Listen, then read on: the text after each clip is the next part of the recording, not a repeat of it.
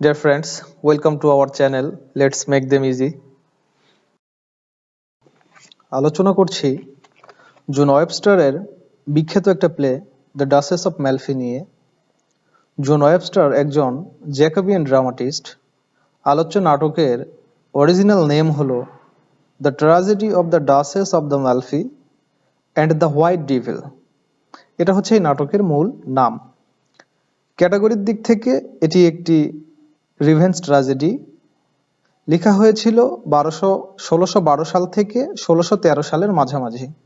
অর্থাৎ এই নাটকটা লেখা হয়েছিল 1612 থেকে 1613 সালের মাঝামাঝি সময়ে, কিন্তু এই নাটকটি পাবলিশ করা হয় 1623 সালে।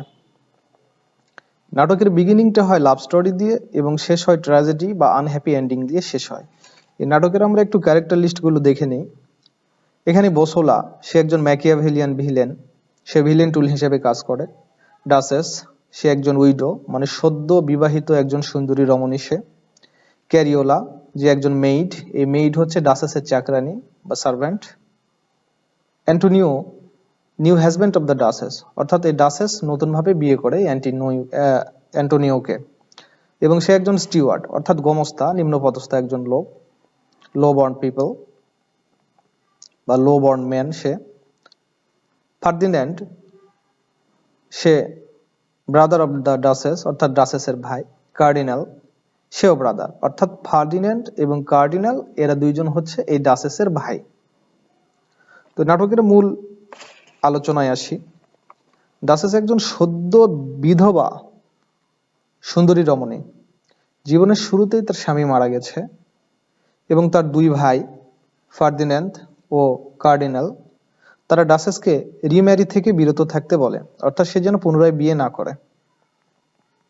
ফার্দিন্যান্ড ডাচেসকে বলে, এই প্রাসাদে বা এই প্যালেসে অনেক মানুষ রয়েছে যারা ডাচেসের সঙ্গে অ্যাফেয়ার করার চেষ্টা করবে, সম্পর্ক করার চেষ্টা করবে, তার সঙ্গে সেক্সুয়াল ইন্টারকোর্স করার চেষ্টা করবে, কিন্তু ডাচেস যেন এগুলো থেকে দূরে থাকে, যেন এসব না করে।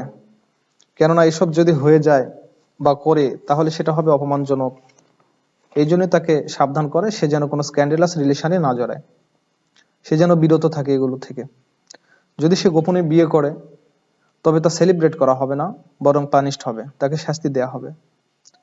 ফার্দিন্যান্ড তার পিতার ড্যাগার্স মানে ছুরিটা দেখিয়ে বলে যে যদি সে বিয়ে করে তাহলে এটা সে ব্যবহার করবে, অর্থাৎ তাকে হত্যা করে এবং বিভিন্নভাবে ভয় ভীতি দেখিয়ে যায়। এবং ফার্দিন্যান্ড এবং কার্ডিনালের ইনস্ট্রাকশনে ডাচেসের দেখাশোনার হর্সম্যান হিসেবে এই বসোলাকে নিযুক্ত করে। মূলত এটা একটা প্ল্যান।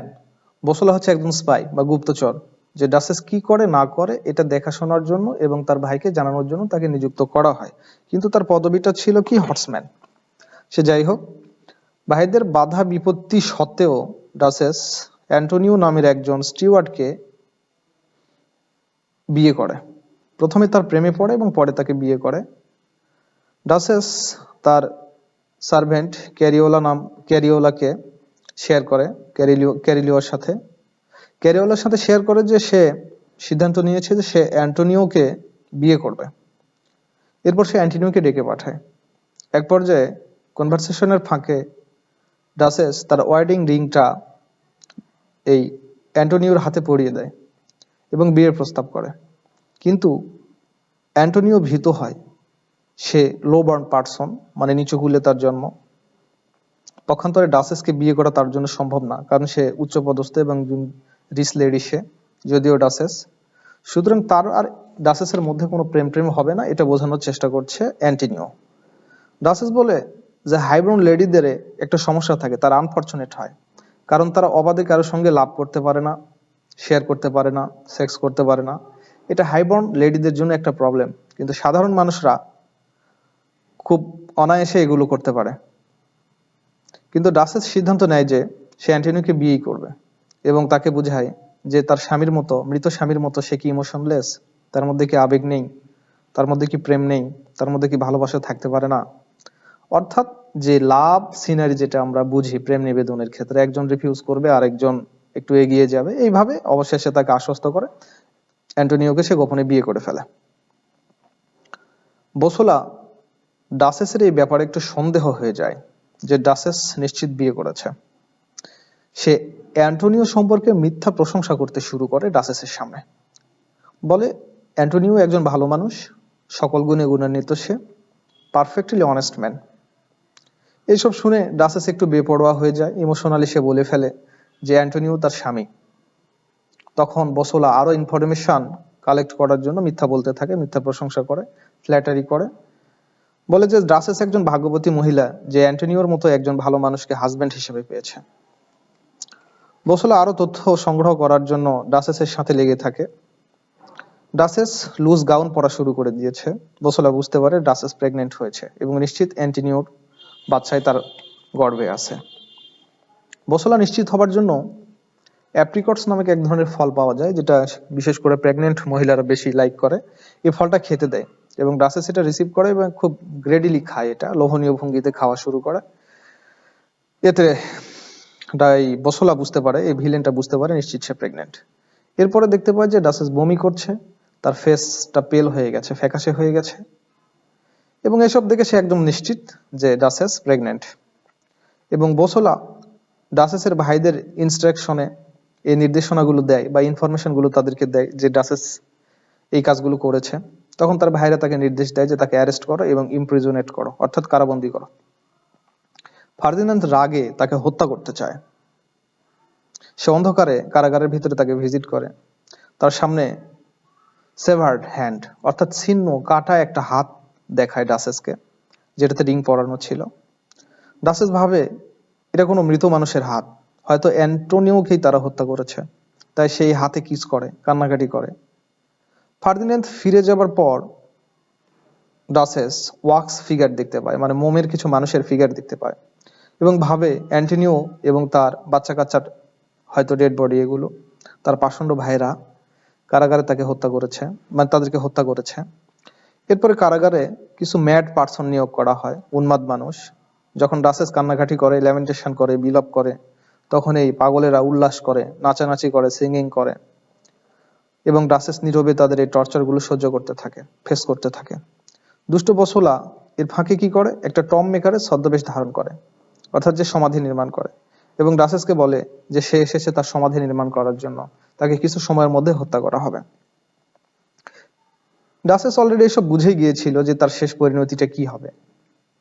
বসোলা বলে ডাচেসকে যে এই টর্চার করার পরেও ডাচেসের মধ্যে একটা স্বাভাবিক ভাব ছিল, সে কখনোই ভীত ছিল না, অলওয়েজ সে দেখতে একটা জলি মুডের মধ্যে ছিল।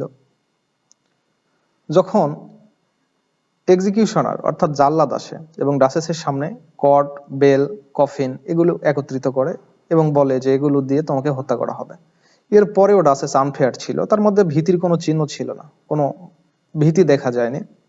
সে বলেছিল যে মৃত্যু হচ্ছে অ্যানাদার ওয়ার্ল্ডে যাওয়ার একটা মাধ্যম মাত্র, সেখানে ভালো কম্পেনিয়ন হবে, ঈশ্বরের সঙ্গে সে দেখা করবে, সে মিট করবে সে।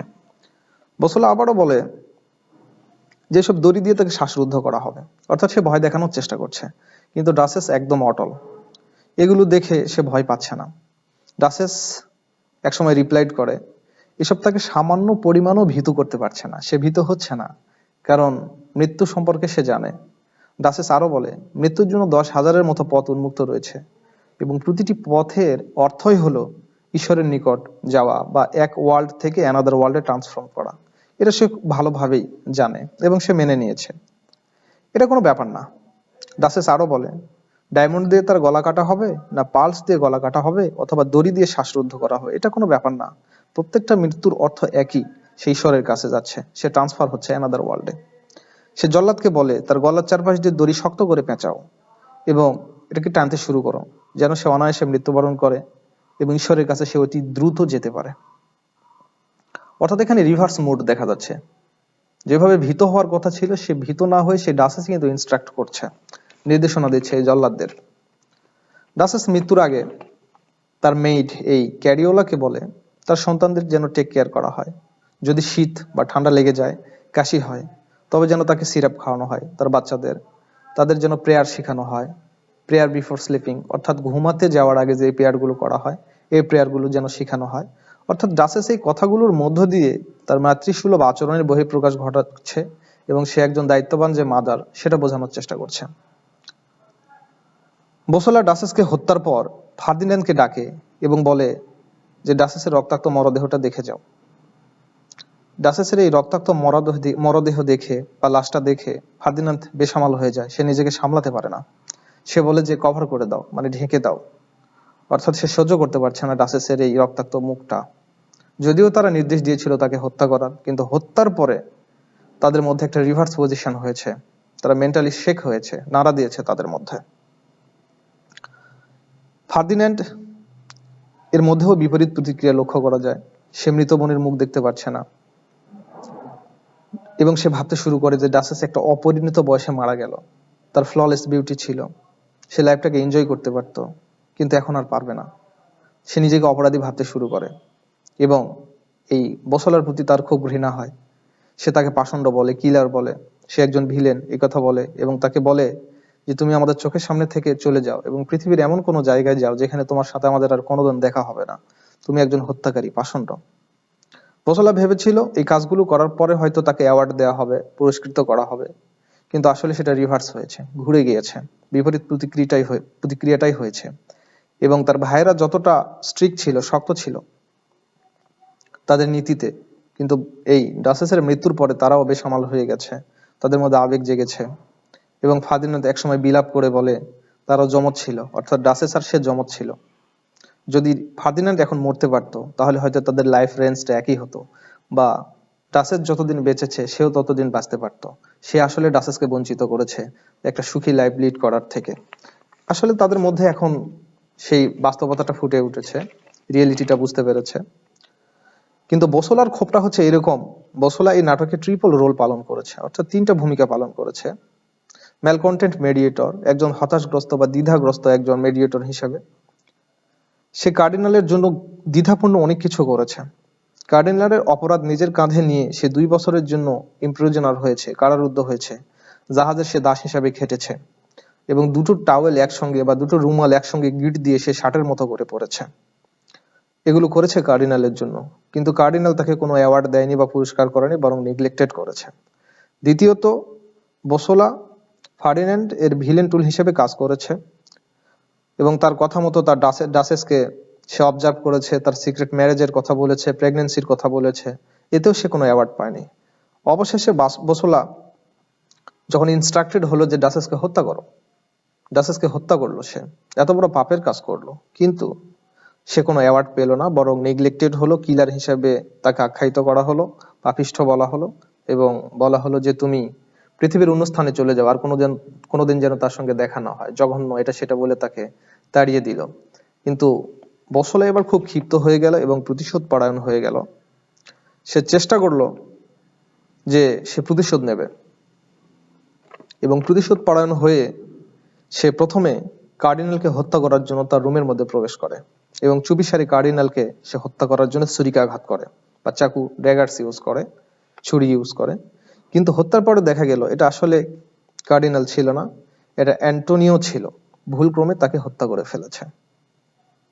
পরে বসলা দেখতে পায় যে কার্ডিনাল রুমের মধ্যে বই পড়ছে, তখন তাকে ছুরিকাঘাত করে হত্যা করে এবং সে বাঁচার জন্য চিৎকার করে। কার্ডিনালের চিৎকার শুনে ফার্দিন্যান্ড তাকে হেল্পিং এর জন্য এগিয়ে আসে এবং ফার্দিন্যান্ড বসলাকে ছুরি দিয়ে আঘাত করে। বসলা আবার সেটা রিটার্ন করে, মানে আঘাতটা ফিরিয়ে দেয়, স্ট্যাব করে, ছুরিকাঘাত করে। এতে 3 জনে সেখানে স্পট ডেড করে, 3 জনে মারা যায়, 3 জন ডার্ক হার্টেড পার্সন সেখানে মারা যায় এবং এই নাটকের পরিসমাপ্তি ঘটে। অর্থাৎ এটা যে একটা রিভেঞ্জ ট্র্যাজেডি, জন ওয়েবস্টার এখানে বোঝানোর চেষ্টা করেছেন যে ক্ষমতা, যশ, খ্যাতির লোভে কিছু মানুষ বিপদগামী হয়েছিল, বেপরোয়া হয়েছিল, কনজারভেটিভ মাইন্ডেড হয়েছিল, তারা ইনোসেন্ট একজন ডাচেসকে হত্যা করেছে। এই হত্যার পরবর্তীতে তারা যে ভালো থেকেছে এমনটিও না, তারাও কিন্তু পানিশড হয়েছে, তারাও শাস্তি পেয়েছে এবং পরস্পরের মধ্যে একটা কনফ্লিক্ট, দ্বন্দ্ব দেখা দিয়েছে যে বসলা এত কিছু করেছে, ভিলেন হিসাবে কাজ করেছে, ভিলেন টুল হিসাবে কাজ করেছে এই ডাচেসের ভাইদের জন্য, কিন্তু ডাচেসকে হত্যা করার পর তার ভাইদের মধ্যে যে একটা স্নেহ, অ্যাফেকশন, যে একটা ভালোবাসা, এটাই জেগে উঠেছে ডাচেসের জন্য। তখন তারা কি করেছে, এই বসলাকে আবার নেগলেক্ট করেছে, ইনসাল্ট করেছে, অ্যাবিউজ করেছে, গালমন্দ করেছে। কিন্তু বসলা এই ক্যারেক্টার যাদের জন্য এসব করেছে তারাই যখন আবার তাকে ইনসাল্ট করছে, তখন তার মধ্যে একটা রিয়াকশন দেখা দেয় এবং সে এই দুইজনকে কিন্তু হত্যা করে এবং এর ফাঁকে ইনোসেন্ট অ্যান্টনিও কিন্তু হত্যার শিকার হয় তাদের। তো এটা ছিল এই নাটকের মূল বিষয়বস্তু। এটা একটা রিভেঞ্জ ট্র্যাজেডি। আশা করি বুঝতে পেরেছেন। যদি নাটকটি ভালো লেগে থাকে অবশ্যই আমার এই চ্যানেলটাকে সাবস্ক্রাইব করবেন, লাইক দিবেন, কমেন্ট করবেন, শেয়ার করবেন। ধন্যবাদ সবাইকে সাথে থাকার জন্য।